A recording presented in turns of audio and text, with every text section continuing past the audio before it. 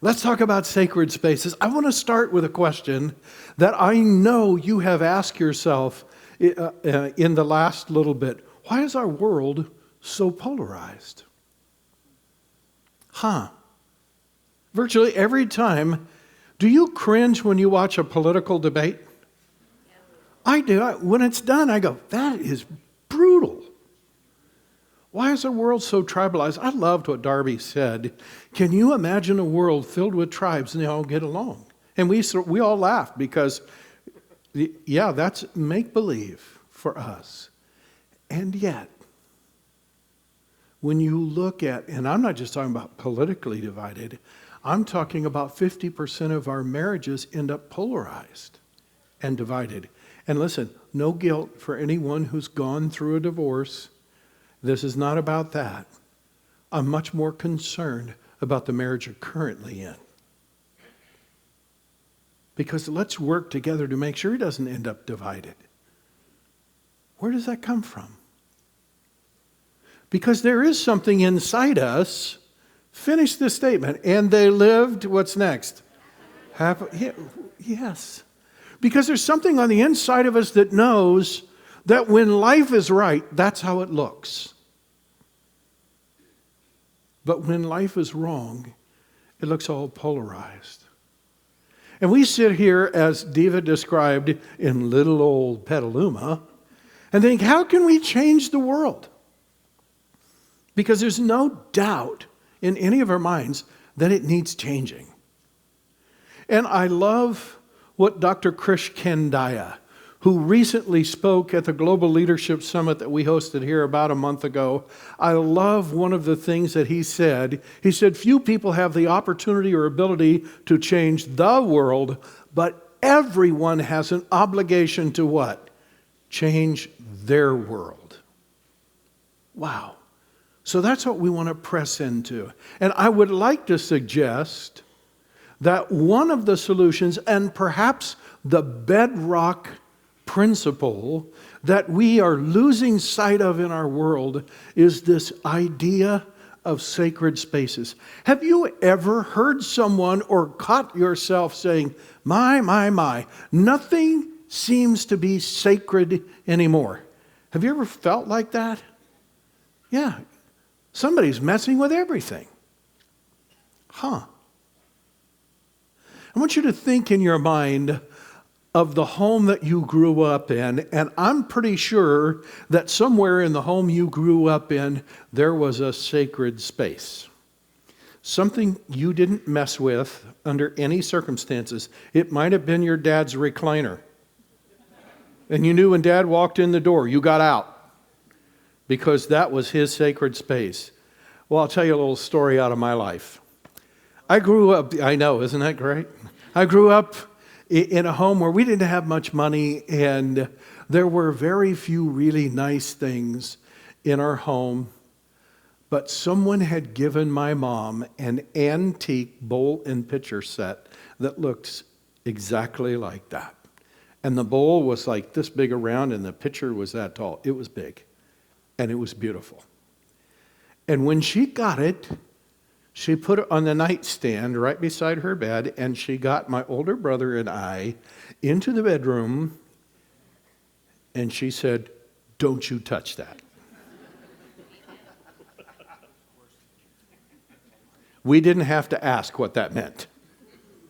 We knew that is a sacred space.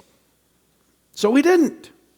She had also told us not to play basketball in the house. We obeyed the first part, but not the second. And my brother and I were in a different room, dribbling a basketball and trying to steal it from each other, when we heard a horrible crash. And we went into my mom and dad's bedroom, and there was that beautiful bowl and pitcher smashed to pieces on the floor, because the dribbling of the basketball had vibrated it off.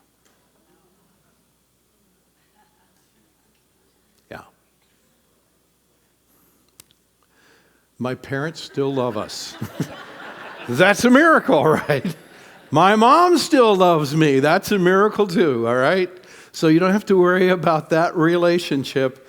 There was, can I say, a little hell to pay for that? So what does sacred mean?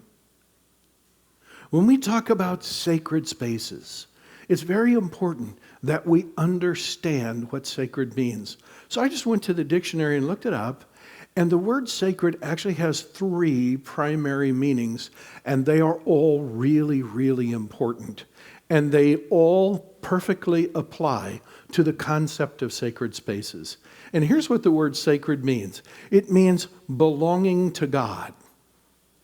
It means to be treated with great respect. It means never to be infringed or dishonored in any way. So when something is sacred, it means all 3 of those put together. Now, in our last series called The Jesus Effect, we talked about the fact that Jesus brings this lens that enables us to see things differently. And so I want you to think about a pair of glasses that would have the Jesus effect. And the amazing thing is, when we allow Jesus to bring that lens to our lives, we end up seeing sacred spaces where other people never see them, where we couldn't see him without him. And we end up understanding that marriage is actually a sacred space. Listen to me carefully. That means that marriage belongs to God.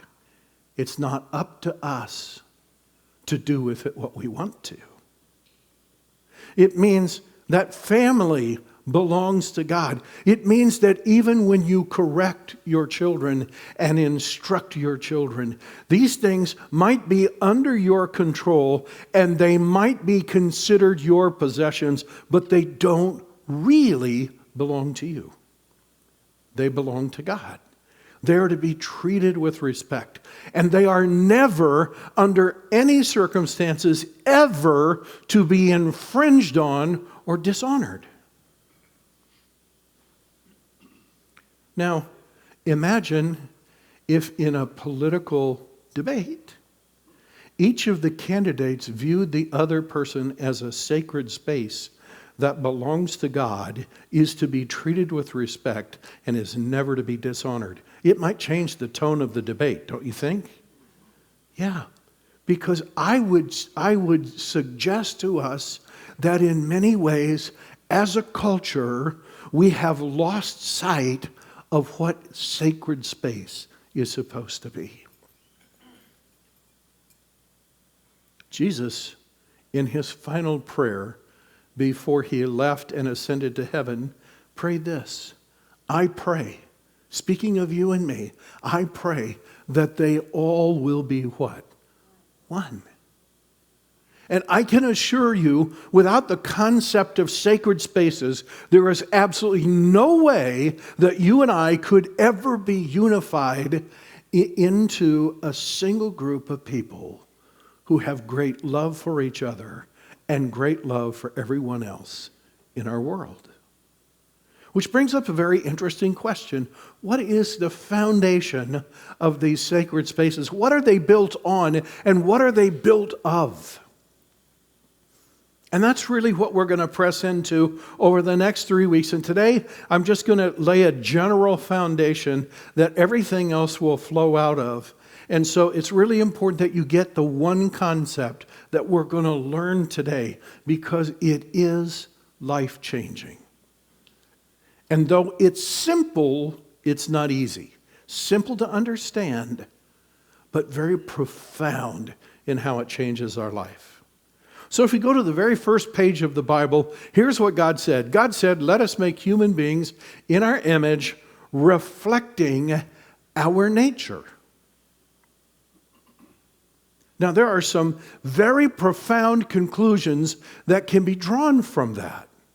Here's what that means. If you and I bear the image of God himself, and if you and I reflect, in our core, we reflect the very nature of God, then it means that you and I are inherently sacred.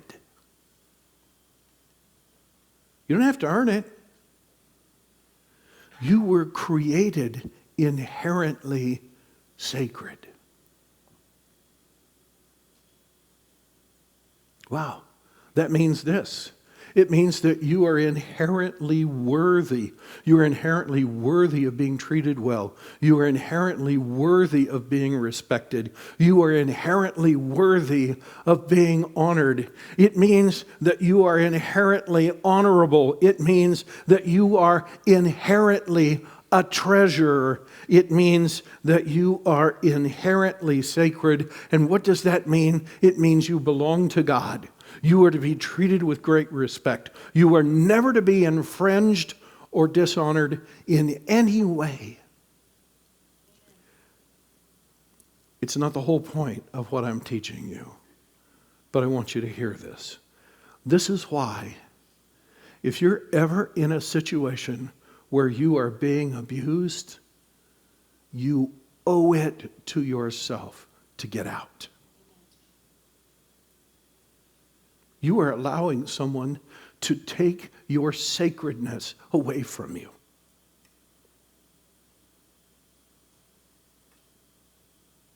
That's not okay. That's never okay. If your children are being abused, you owe it to them to get them out of that circumstance. Even if you're married to their abuser, you owe it to them. Do not allow someone you're married to steal your child's sacredness. Do you hear that? Yeah. That's serious stuff. Because your children are inherently sacred. They belong to God. They are to be treated with great respect. Listen, parents, it's for free. It's not actually in my notes. But when you have to correct your children, never belittle them. Ever. When you do, you steal a piece of their sacredness because you dishonored them. You correct and instruct them with great respect for them. If you don't know how to do that, we can help you with that. Okay? This is why when you yell at your children, you are yelling at God's property. I don't say that to make you feel guilty. I want you to change what goes on the inside. Because here's the truth today. The sacredness of every human being is the foundation upon which every sacred space rests. It's the sacredness of every human being. So I want to illustrate this, and we have a bunch of diagrams, so here you go. And be glad I didn't bring out the flip chart and try to draw it. All right, here we go. It's a little more professional. So we have a typical family here. We have a dad, a mom, and we got 2.3 kids, but I didn't know how to do a 0.3, so I just put another whole kid up there, all right? So we have a dad and a mom and 3 kids, all right? And let's just assume that this family goes to church and they want their family to be sacred. So how are they going to make this a sacred space? Are they going to read the Bible every day to their kids? Listen, that's an awesome thing to do and a wonderful thing to do. But I can show you tons of people who read their Bible every day to their kids, and their family is not a sacred space. Yeah. Is it praying every day with your kids? That's a great thing to do. But I can show you people who pray every day with their kids, and that family is not a sacred space. I wouldn't want to live in it. Yeah. Go to church every Sunday. That's a good thing too. But that won't make your family sacred. Because you and I both know we've all been in the car and fought on the way to church and then smiled once we got there, right? Because you know what? We left an unsacred space and walked into a sacred one. We admitted that our family wasn't all that sacred. There's only one way that this family can be sacred, and here it is. It's when everyone in that family understands and treats everyone else in that family as if they were a sacred human being created by God and owned by Him, and to be treated with great respect and never to be infringed and never to be dishonored. And when they do that, when they read the Bible, it actually does way more for them. When they pray, it does way more for them. When they go to church, it does way more for them, because it's not in the reading of the Bible or praying or going to church that makes it a sacred family. It's when everyone in the family realizes that we are all sacred. I want to illustrate this out of the life of Jesus. Master teacher, easily the most influential person who's ever lived. And I want to tell you a story. And the story is about, it's about a guy by the name of Matthew. And let's see if we can put a little skin on this story. Because Matthew, the Bible says, is a tax collector. And if you grew up in church, well, yeah, I know what that means. It means he's, one of the sinners and nobody liked him.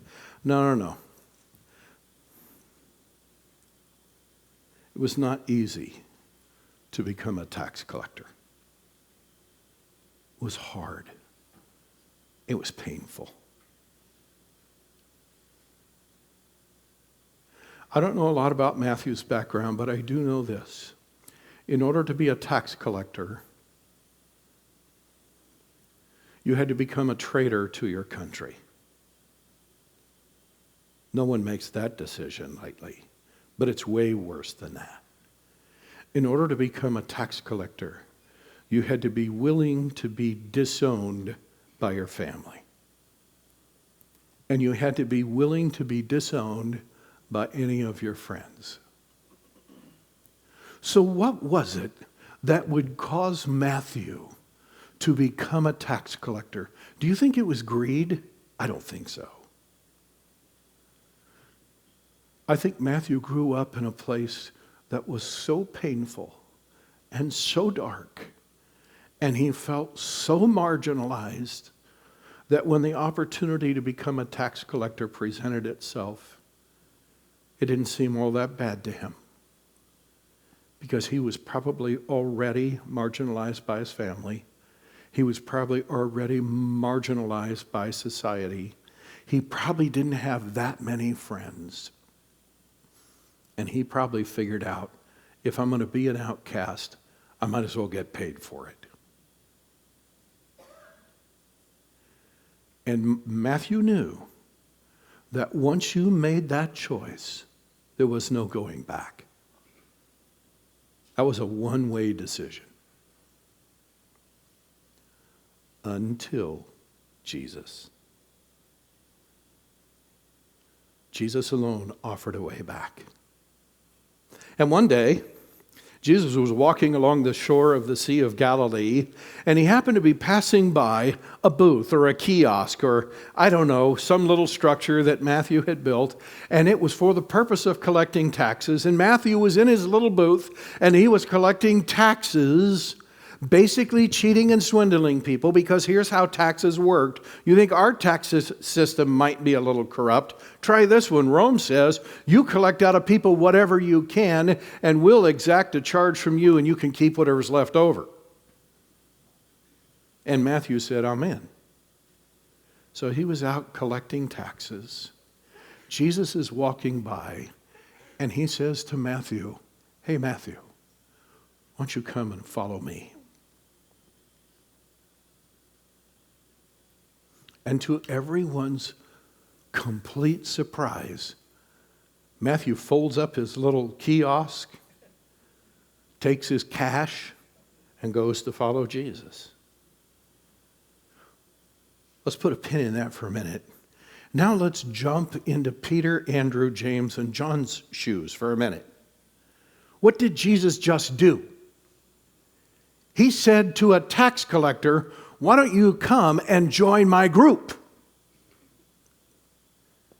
Peter's going, not this one. Are you kidding me? Jesus, you're a rabbi.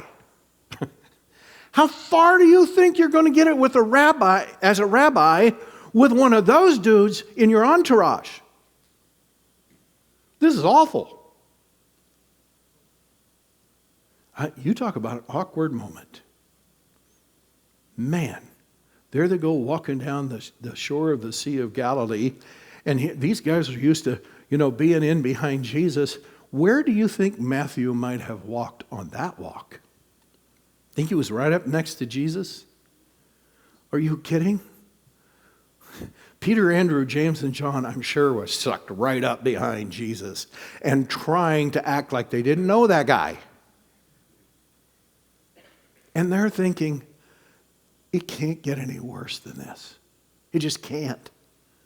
Everything we had dreamed for Jesus, that deal about you being the Messiah, well, if you invite him in, you could kiss that goodbye. That's never going to happen. And just when they thought it couldn't be worse, take a look at the next verse. Matthew gave a large dinner at his home for Jesus. And everybody, pause right there. I love what Darby said. I love what that song that Spike wrote about a seat at the table. There's room for everybody there. Everybody was there. And then there's this little descriptor, taxmen and other disreputable characters as guests. Just when Peter, Andrew, James, and John thought it couldn't get worse, it did. Now they're sitting at a table surrounded by these people. And they think, oh, it can't get any worse than that. It did. The next verse says, then the Pharisees came to his followers. By now they knew you don't ask Jesus. So they go pick on his followers. And they said, what is he doing? Eating and drinking with crooks and sinners. It's such an interesting insight into the narratives that we write about people. Here's a little diagram to show you what's going on. So you can see Matthew, he's right in the middle. You can see the two Pharisees up there, and you can see Jesus at the bottom. Okay? And the Pharisees have written a narrative about Matthew, that he is, first of all, a crook. Did they have a good reason to believe that? Of course they did. His job was cheating people. That's what he was hired to do. He's a crook. That's all we need to know about him. He sold out his country. He sold out his family. He sold out all of his friends. He sold out his faith. He sold out his religion. And he did it all so he could cheat and swindle people out of money that was rightfully theirs. I don't need to know anything more about Matthew. That dude is a crook.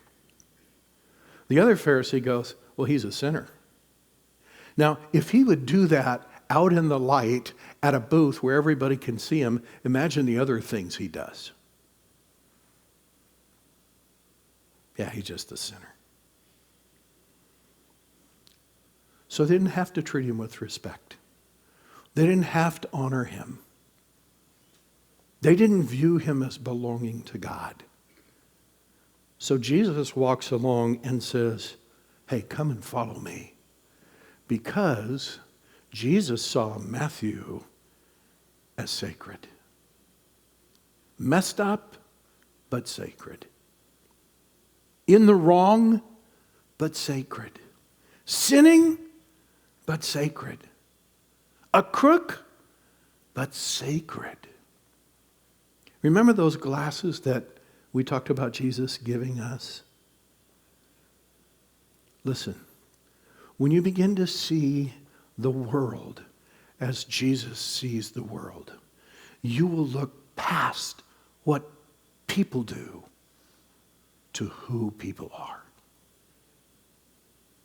They are the children of God.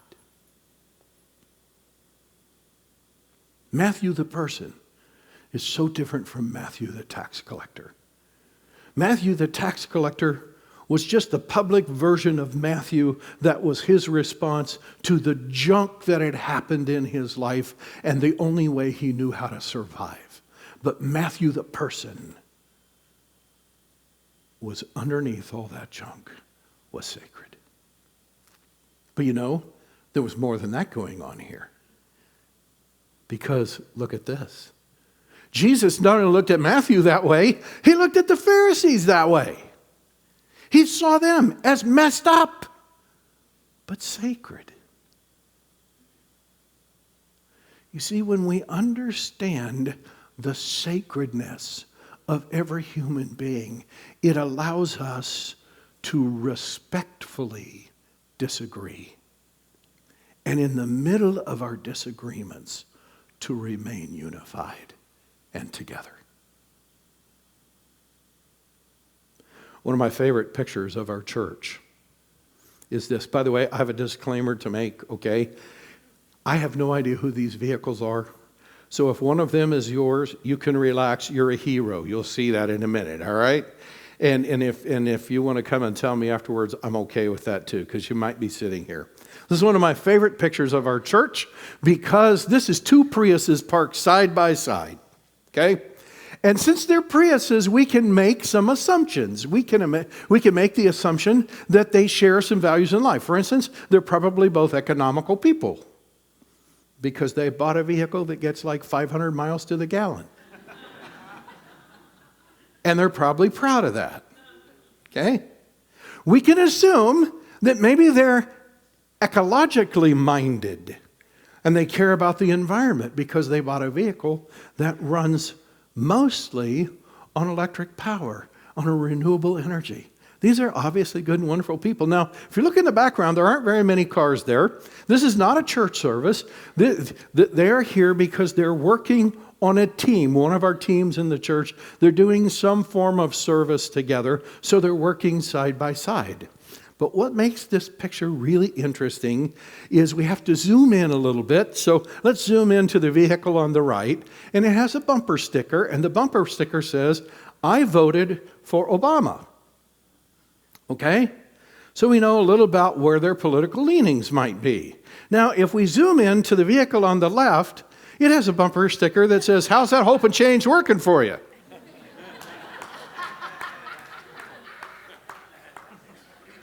You know what I love about that? They both come to the same church. They both work in the same team. They are partners together, side by side in life, and they are treating each other as they are sacred. And they can disagree respectfully. Yeah. As we close, I want to share a passage. It's from the lips of Jesus. I know it's one you've heard, even if you haven't been to church before ever, okay? You probably heard this passage of Scripture. This is how much God loved the world. We'll come back to that in a minute. He gave his Son, his one and only Son, and this is why. So that no one need be destroyed. Rather, by believing in him, anyone can have a whole and lasting life. Going back to this slide, the word world. In the original language, this was written in Greek. In the original language, the word for world is cosmos, from which we get the word cosmetics. It doesn't refer to a round ball with chunks of land and big oceans on it. It doesn't refer to a mass of people. It actually refers to an order or a system or a beauty, which is why we get cosmetics from it. When God looks at the world, he doesn't see a bunch of sinners. He sees the beauty of people who bear his image. He sees people who reflect his nature. He sees people who belong to him. who are worthy, inherently worthy of great respect, and who are never to be infringed or to be dishonored. And God looks at that and he says, that is worth dying for.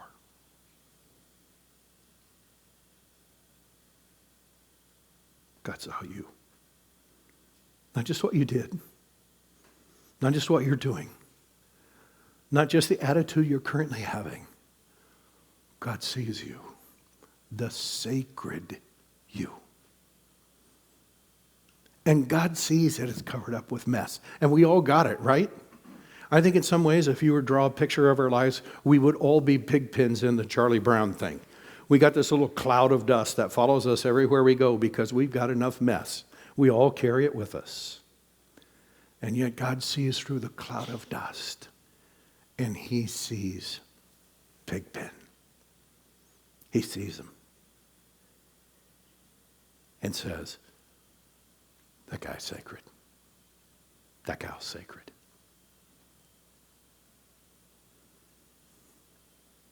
Here's the truth. When I became a follower of Jesus, I forfeited the right to choose who I would respect. Are you on board with that? Yeah. That's what we've been called to. It's such a great thing. It's such a great thing. So here's how we can practice it this week. I will intentionally and consciously write a narrative of sacredness about everyone in my world. Start on the drive home with the idiot who cuts you off. That's a sacred idiot to you. Got it? Yes. Start with the kids who are fighting in the back seat. Those are sacred fighting little kids. To you, I will intentionally write a narrative of sacredness about every single person in my world. Friends, you and I may not be able to change the whole world, but we can change ours. Let's pray. God, thank you so much that you look beyond our little cloud of personal dust and mess, and you saw the sacred us, and you said, that person is worth dying for. And you laid it all on the line for us. Would you give us grace now to go out and to treat everyone in our world with a sacred touch like you have touched us. I pray, Jesus, in your name. Amen. Thank you.